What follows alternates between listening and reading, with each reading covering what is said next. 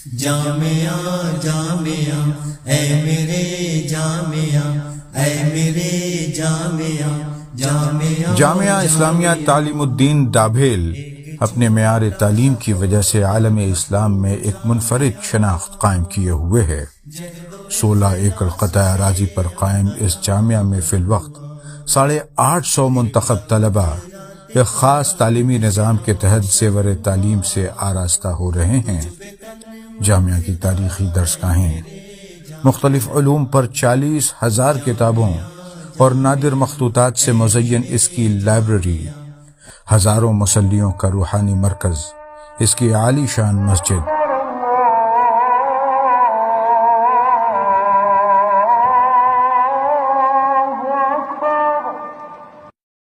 عالمی معیار سے مطابقت رکھتے اس کے ہاسٹلز، ہائیجین کا خاص خیال کر کے تینوں وقت کھانا تیار کرتا اس کا کچن اور وسیع ڈائننگ ہال، یہ ساری سہولیات جامعہ کے طلبہ کو یکسو ہو کر صرف حصول تعلیم پر توجہ مرکوز کرنے میں اہم کردار ادا کرتی ہیں۔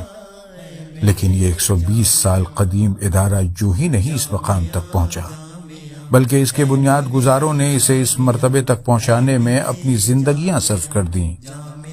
سن ہجری 1326 یعنی سن 1908 عیسوی کی بات ہے۔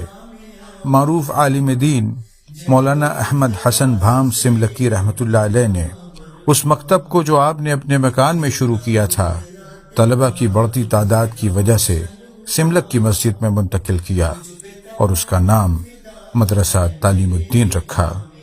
2 برسوں میں ہی جب مسجد کی جگہ بھی ناکافی ثابت ہونے لگی تو سملک سے متصل ڈابھیل کی عیدگاہ کے سامنے یعنی موجودہ جگہ معروف مجاہد آزادی مولانا محمد علی جوہر کی خصوصی دلچسپی سے حاصل کی، جو اس وقت برطانیہ سے پڑھائی مکمل کرنے کے بعد ہندوستان لوٹنے پر کچھ برسوں کے لیے بڑودہ اسٹیٹ کے نوساری شہر میں بطور نائب صوبے دار تعینات تھے۔ اس نئی جگہ پر تعمیراتی کاموں کے سلسلے میں مطلوبہ فنڈ کی فراہمی کے لیے حضرت مولانا احمد حسن بھام ساؤتھ افریقہ تشریف لے گئے، جہاں متمول گجراتی مسلمانوں کی کثیر تعداد آباد تھی۔ شومی قسمت کہ اسی دوران ساؤتھ افریقہ میں طاعون جیسی مہلک وبا پھیل گئی اور مولانا اس کا شکار ہو گئے۔ سن 1918 میں محض 41 برس کی عمر میں آپ مدرسہ تعلیم الدین کی ترقی کی راہ میں شہید ہو گئے۔ آپ کے بعد مدرسے کو سنبھالنے کے لیے نظر انتخاب اسی سرزمین کی علمی شخصیت مولانا احمد بزرگ سملکی رحمۃ اللہ علیہ پر پڑی، جو ان دنوں مفتی اعظم رنگون کے عہدہ جلیلہ پر فائز تھے۔ مولانا احمد بزرگ سملکی مولانا احمد حسن بھام کے ہم نام ہی نہیں، ہم سبق بھی تھے، اس لیے آپ نے اس ذمہ داری کو بخوشی قبول کر لیا۔ آپ کے آنے کے بعد مدرسہ تعلیم الدین میں تعمیر و ترقی کے ایک نئے دور کا آغاز ہوا۔ مدرسہ اپنے طور پر جاری ہی تھا کہ دارالعلوم دیوبند میں انتظامی امور پر کچھ اختلافات کی وجہ سے امام العصر حضرت مولانا سید انور شاہ کشمیری رحمۃ اللہ علیہ اور دیگر جید علماء نے دارالعلوم دیوبند سے علیحدگی کا فیصلہ کیا۔ بزرگوں کے اس اختلاف نے مدرسہ تعلیم الدین کے مقدر کو چمکا دیا، اس لیے کہ شاہ صاحب نے اپنے رفقا اور دارالعلوم دیوبند کے 200 طلبہ کے ہمراہ مدرسہ تعلیم الدین ڈابھیل سے وابستہ ہونے کا فیصلہ کیا۔ اس قافلہ انوری کے ڈابھیل پہنچتے ہی مدرسہ تعلیم الدین جامعہ اسلامیہ تعلیم الدین بن گیا۔ ایک طرف جہاں اس قافلہ انوری کی قیادت مولانا سید محمد انور شاہ کشمیری فرما رہے تھے، وہیں مفسر قرآن حضرت علامہ شبیر احمد عثمانی، حضرت مولانا سید سراج احمد رشیدی، حضرت مولانا مفتی عتیق الرحمن عثمانی، حضرت مولانا سید بدر عالم میرچی، حضرت مولانا سید محمد ادریس سکھروڈوی، حضرت مولانا محمد حفظ الرحمن سیوہاروی، حضرت مولانا محمد یحییٰ تھانوی، حضرت مولانا سعید احمد اکبر آبادی، حضرت مولانا مفتی عزیز الرحمن عثمانی اور حضرت مولانا سید احمد رضا بجنوری رحمۃ اللہ علیہم اجمعین جیسی عبقری شخصیات بھی اس میں شامل تھیں۔ پہلے یہ قافلہ سملک میں مولانا احمد بزرگ سملکی کے مکان پر اور سملک کے دیگر مکانوں میں خیمہ زن ہوا، لیکن بعد میں ان کے لیے جامعہ کے احاطے میں خوبصورت مکانات تعمیر کروائے گئے۔ اہل سملک نے ان علماء اعظام کے استقبال میں اپنے گھروں کے ساتھ دلوں کے دروازے بھی کھول دیے۔ ان کی اس قدر توقیر کی کہ شاہ صاحب کو کہنا پڑا کہ جیسی محبت اور مہمان نوازی سملک والوں نے کی ویسی اور کہیں نہیں ملی۔ ان اصحاب فضل و کمال کے آنے سے جامعہ کے در و دیوار سے علم کی کرنیں پھوٹنے لگی۔ اسے بجا طور پر رشک بغداد یا دارالعلوم دیوبند ثانی کہا جانے لگا۔ علماء کرام کی اس کہکشاں نے جہاں جامعہ اسلامیہ تعلیم الدین ڈابھیل میں تدریسی سطح پر علمی خدمات پیش کیں، وہیں قلم کے میدان میں بھی زبردست علمی سرمایہ تخلیق کیا۔ مجلس علمی کی شکل میں جامعہ کے احاطے میں ایک تصنیفی ادارہ قائم کیا گیا، جسے بعد میں اس عمارت میں منتقل کر دیا گیا جو ان علماء کی پہلی قیام گاہ تھی۔ شاہ صاحب کی بیشتر اہم کتابیں یہیں سے شائع ہوئی۔ فیض الباری شرح بخاری، العرف الشاذی، فصل الخطاب فی مسألۃ ام الکتاب، التصریف بما تواتر فی نزول المسیح جیسی کتابیں یہیں سے شائع ہوئی۔ شاہ ولی اللہ محدث دہلوی رحمہ اللہ کی شرح آفاق کتاب ازالۃ الخفاء عن الخلافۃ الخلفاء کا عربی ترجمہ یہی ہوا۔ مجلس علمی کے اخراجات کی جملہ ذمہ داریاں مولانا محمد میاں سملکی اور ان کے بعد ان کے اہل خانہ نے اٹھائی۔ مولانا میاں محمد سملکی مولانا انور شاہ کشمیری کے وہی شاگرد ہیں جن کی شادی کی دعوت پر سب سے پہلے آپ سملک تشریف لائے تھے۔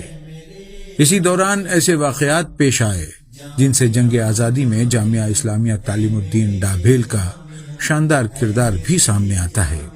سن 1930 میں نمک کے قانون کے خلاف گاندھی جی نے سابرمتی آشرم سے ڈانڈی کے ساحل تک ڈانڈی مارچ کا فیصلہ کیا۔ اس 388 کلومیٹر کے پیدل مارچ کا راستہ ڈابھیل کے قریب سے ہو کر گزرتا تھا۔ چنانچہ 3 اپریل 1930 کو جب یہ قافلہ کفلیتا پہنچا تو مولانا عبدالحی کو مولانا احمد بزرگ سملکی اور شاہ صاحب کے حکم پر جامعہ کے طلبہ کے ہمراہ گاندھی جی کا استقبال کرنے کے لیے بھیجا گیا، اور اس تحریک کی حمایت کے مکتوب کے ساتھ ساتھ اس میں ہو رہے مصارف کے لیے ڈابھیل اور سملک کے مسلمانوں کی جانب سے 51 روپے کا چندہ بھی پیش کیا گیا، جو برادران وطن کے چندے سے دگنا تھا۔ اس کے بعد جب جامعہ سے قریب دھامن گاؤں میں گاندھی جی نے قیام کیا تو حضرت مولانا انور شاہ کشمیری کے حکم پر مولانا مفتی عتیق الرحمن عثمانی اور مجاہد ملت مولانا حفظ الرحمن سوہاروی صاحبان گاندھی جی سے ملنے پہنچے۔ گاندھی جی نے اس وفد کا خیر مقدم کیا اور دوران گفتگو ان سے پوچھا کہ میں نے سنا ہے کہ پیغمبر اسلام صلی اللہ علیہ وسلم نے فرمایا ہے کہ پانی، نمک اور گھاس پر ٹیکس لگانا منع ہے۔ تو جواب میں انہوں نے تصدیق کی، جس پر گاندھی جی نے ان سے درخواست کی کیا یہ بات تحریری شکل میں مل سکتی ہے۔ ان علماء نے حامی بھر لی اور دوسرے دن اس ضمن کی احادیث حوالے کے ساتھ لکھ کر گاندھی جی کو پیش کی۔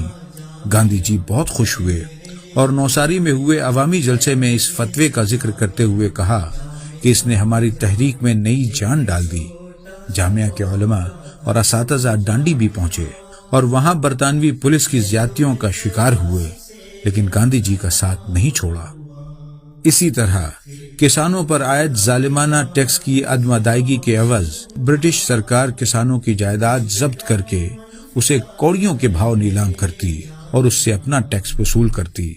سردار ولبھ بھائی پٹیل نے اس کے خلاف ایک تحریک چھیڑی اور لوگوں کو اس نیلامی میں حصہ لینے سے منع کیا۔ چنانچہ پارٹی دار سماج کے لوگوں نے جامعہ اسلامیہ ڈابھیل سے فتویٰ طلب کیا کہ کیا اس طرح کی نیلامی میں زمین جائیداد کی خریدی اسلام میں جائز ہے۔ اس ضمن میں مولانا مفتی عتیق الرحمن عثمانی رحمہ اللہ نے انتہائی جرأت کے ساتھ فتویٰ صادر کیا کہ ایسا کرنا کسی مسلمان کے لیے شرعاً جائز نہیں۔ یہی نہیں بلکہ اس کے اخیر میں آپ نے لکھا کہ تمام باغیرت مسلمانوں کا فریضہ ہے کہ اس قسم کی نیلامی میں شریک ہونے، بولی لگانے اور خریداری سے بالکل الگ رہیں اور اپنی ایمانی قوت سے ثابت کر دیں کہ مذہب اسلام کی پاکیزہ تعلیمات کسی حال میں اس بے غیرتی کی اجازت نہیں دیتی۔ اسی اثنا میں مولانا اسماعیل نانا نے اس فتوے کا گجراتی زبان میں ترجمہ کر کے اس کی ہزاروں کاپیاں تقسیم کروا دیں۔